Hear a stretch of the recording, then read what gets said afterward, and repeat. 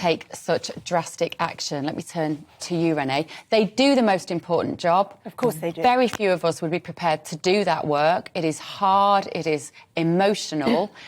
So maybe we just need to pay them more. Look, in an ideal world, of course we need to pay them more. We need to pay everybody more without a shadow of a doubt.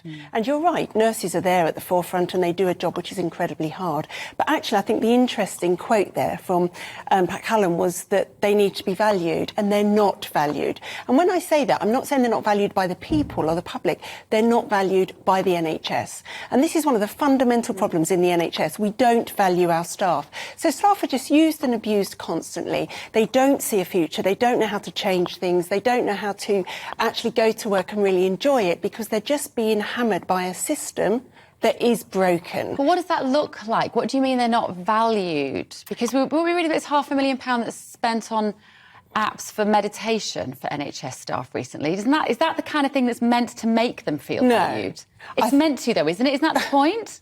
Well, it's meant to. They probably don't have time to do it, to be fair. I thought that. I mean, come on. I think what we need is we need an NHS system that works and we have boots on the ground and not 48% of our staff in the NHS being non-clinical. That's what we've got at the moment. And we've got a massive vacancy situation from every single angle that you look at in the NHS. And it's OK filling in for your colleague for a few days. That's fine.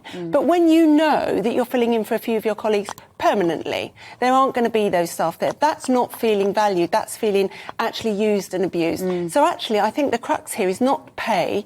It's actually going back to basics, dismantling this broken NHS and putting it back together in a way from the ground up that sees enough staff everywhere. And to do that, you've got to train more.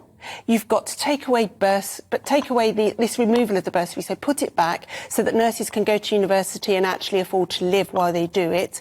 Stop this obsession with degrees. Yes, some nurses can have degrees and that's fine. I'm not saying they're not valuable, but we don't need all nurses to have degrees. So some people are put off being a nurse when they really would like to be one because they have to have a degree. So let's go back to a 2 or 3 tier system of how we train more, and then, yes, let's pay them fairly, but not 15% above inflation. It feels like the wrong time to do it.